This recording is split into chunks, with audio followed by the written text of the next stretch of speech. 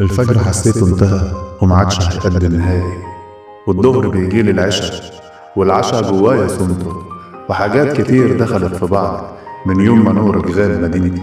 أنا قلبي مس الضر بعد، والكلام الصعب جاي من عشقي فيك اللي انتهى. فرقت دنيتي بالمفاجأة، بكتب لك الوجع اللي دقته عن حد بعدك تاه في أرضه. انت كنت النيل وبري، كنت بيت عواميد وقلبي، كنت أغلى الناس في خانتي، انت أحلى سطور قصيدتي، والكلام الحلو فيكي لا إرادي بقوله ليكي، علشان حقيقي أنا روحي فيكي، وروحي من بعد غربتي من يوم ما رحتي. وكأن شمس الدنيا غضبت، وكأن ليل الضلمة مدت، وكأن أرض الله في بعدك غضبة بتسود مدينتي من يوم ما غبتي. والشروق جوايا غرب، والحاجات الحلوة ملحت، لسه فيا حنين إليكي، لسه محتاج ألف نظرة تروي قلبي من عينيكي. مشتاق كطفل بيتفطر، محتاج لأم تكون دواء، مشتاق لكل جرام حنين وأحس بدخول الهوى. محتاج تعيد الدنيا دورها، محتاج أعود ورا بالزمن وأتلاقى بيكي مرة تانية. الحاجات الحلوة هي إن أشوفك تاني قصادي، الجمال جوايا يبدأ لما نورك يشفي ظلي. بشتاق لصوتك في الصيام وما تقوليلي تعالى افطر، مشتاق أشوفك لما أقوم واصحى والقاكي في وشي. أنا مش بلوم كفر الزمن، ولا عمر يوم أنا لبت فيه أسود بلاد الغدر فيا.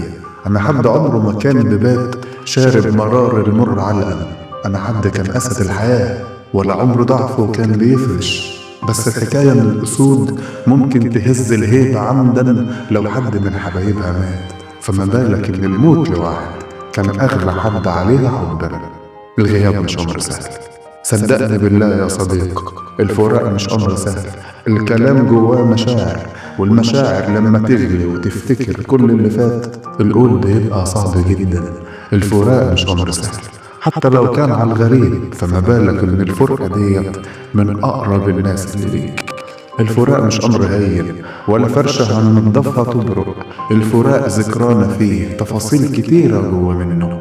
الفراق بيقوي فينا الماضي تما من أوله لغاية نهايته، وانت تفاصيلك معايا كل لحظة وكل ثانية.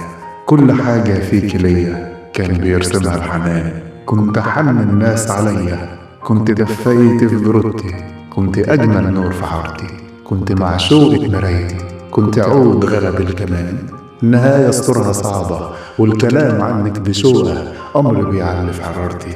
زي الغزال كنتي لي حلوة، زي الطيور طايرة بجناحها، زي زمزم أحلى مية، زي أجمل حاجة كنتي. أما أنا زي اللي كان ميت وشافك، ردت له روح أول ما قابلك، بس أما سبتيني ومشيتي ربك أراد يكتب نهايتي.